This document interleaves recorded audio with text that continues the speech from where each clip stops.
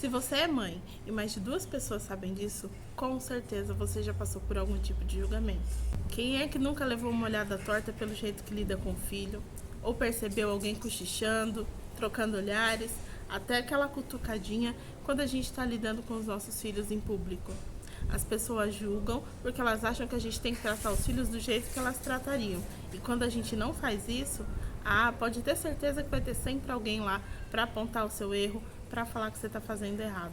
Hoje a gente vai falar sobre os julgamentos que a gente sofre e se a gente está preparada para isso, que é o mais importante. Meu nome é Sara Carolina, eu sou mãe de 3, pedagoga, historiadora e estudante de educação parental. E sejam muito bem-vindos ao meu canal.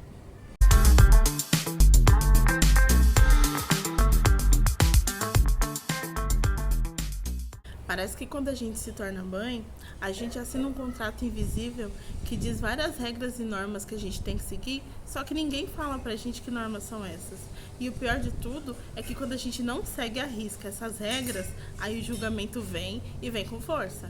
E hoje eu queria conversar um pouquinho sobre como a gente é julgada sendo mãe e como a gente lida com os julgamentos. A gente está preparada para eles? A gente sabe como agir nas horas que a gente é julgado em público, né? Porque julgada a gente é julgada sempre, mas nem sempre as pessoas falam na nossa cara, nem sempre é em público. E o que a gente faz nessas horas? Como é que a gente lida com esse julgamento? Na nossa cabeça a gente já tem aquele discurso pronto. A parte lógica do pensamento já sabe como lidar nessas situações. A gente pensa, a mãe sou eu sei o que eu estou fazendo, eu sei o que é melhor para os meus filhos e quem não está me ajudando também não tem que se meter. E se vier falar comigo, vai ouvir. É sempre assim, né? Mas será que a gente realmente está pronta sempre para ser julgada? O problema é que essas frases de deixa quem quiser falar, eu não tô nem aí pro que os outros pensem sobre mim, podem até resolver a situação na superfície, mas lá no fundo elas não acalmam as nossas inseguranças, elas não acolhem os nossos medos enquanto mãe, e são muitos. Algumas vezes a gente até sabe que não fez nada para prejudicar os nossos filhos. A gente está cuidando bem, eles estão com a saúde em dia, tá tudo tranquilo. Mas mesmo assim a gente se pergunta, será que eu tô sendo uma boa mãe? Nessas horas, receber acolhimento vem bem a calhar. E vamos combinar também que um pouquinho de validação não faz mal pra ninguém, né? É do ser humano que a gente queira ter o nosso valor reconhecido. Enquanto mães, a gente também quer ouvir que a gente está fazendo um bom trabalho. A gente se preocupa com aquele julgamento que vem na cara, mas às vezes ninguém está falando nada e a gente está pensando, será que a pessoa está me julgando lá no cantinho, lá no silêncio da calada da noite? Então me conta, será que não vai doer se você não tiver o acolhimento de ninguém?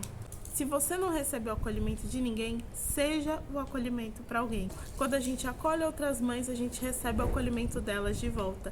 Mães apoiam mães. A gente não pode esperar que todo mundo esteja pronto para lidar com a nossa forma de criar os nossos filhos. Longe disso, eu não estou falando que a gente tem que pautar a criação dos nossos filhos na ideia e no julgamento de outras pessoas, mas que é importante em alguns momentos a gente receber apoio, validação, acolhimento, mas a gente tem que se cercar de pessoas amigas que mesmo quando não aprovem a forma com que a gente lide com a situação, consigam fazer a gente perceber isso sem julgar, sem ferir, sem ofender.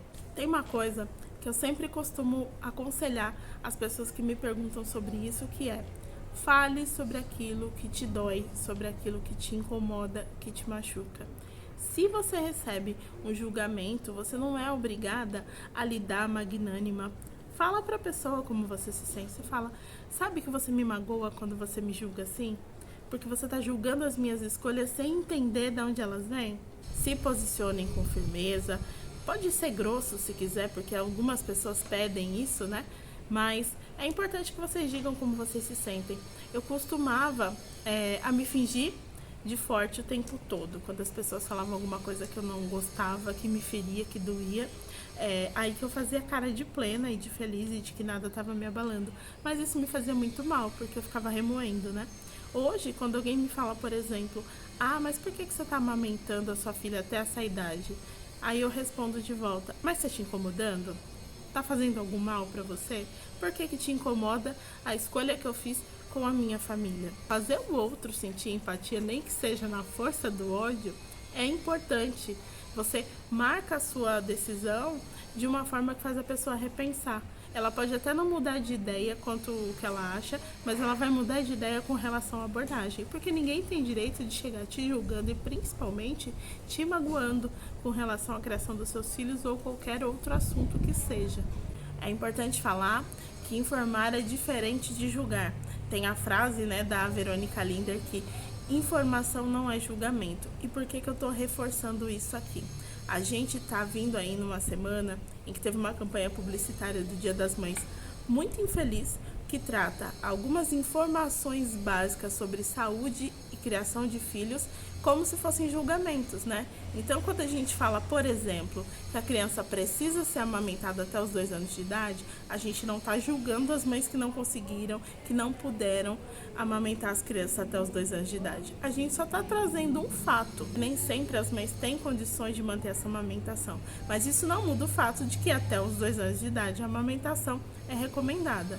E aí a gente pode falar sobre bico, sobre a chupeta, sobre a mamadeira, sobre várias outras questões. A gente que é brasileira, que vem de uma cultura muito cesarista, por exemplo, a gente pode informar gestantes sobre os perigos de uma cesárea. Longe da gente chegar e falar, olha, você é menos mãe porque você fez cesárea, mas é importante que a gente fale dos perigos da cesárea e dos benefícios do parto natural. É muito bom a gente saber separar, né, o julgamento da informação, porque senão a gente cai numa lógica de mulheres contra mulheres o tempo todo. A gente não pode deixar opiniões divergentes se tornarem motivos de julgamento. Chegar em consensos ou acordos não significa que a gente não vá divergir, significa que a gente vai ser maduro o suficiente para conversar e entender o que é importante para a criança. Não adianta a gente se preocupar em acolher as opiniões de pais, mães, tios e avós se as crianças não estiverem bem assistidas. Fiz esse vídeo rapidinho até aqui do lado de fora porque as crianças estão dormindo, eu não quero acordá-las, mas é importante falar nessa semana que julgamento é diferente de informação e que a gente precisa estar pronto para ser julgado e saber como reagir. Então é isso, eu queria só falar um pouquinho dessa reflexão que não é só minha, ela partiu do grupo de mães que a gente mantém no WhatsApp, eu e as minhas seguidoras lá do perfil Maternagem Preta. A gente conversa muito sobre diversos assuntos, não só sobre maternagem, mas elas sempre me trazem perspectivas novas, eu sempre descubro novas ideias, outras formas de pensar. Isso tem transformado a minha maternagem para melhor, então fica aí um convite primeiro para vocês participarem do grupo do WhatsApp. Vai lá no meu Instagram, tem um botãozinho que vai direto pro WhatsApp, eu te coloco no grupo. E o convite para você, se gostar do meu conteúdo, curtir esse vídeo, se inscreve no canal, deixa seu comentário, enfim, fica à vontade. Vamos fazer da maternagem um exercício coletivo da criação de filhos, tá bom? Então é só isso e até o próximo vídeo. Tchau!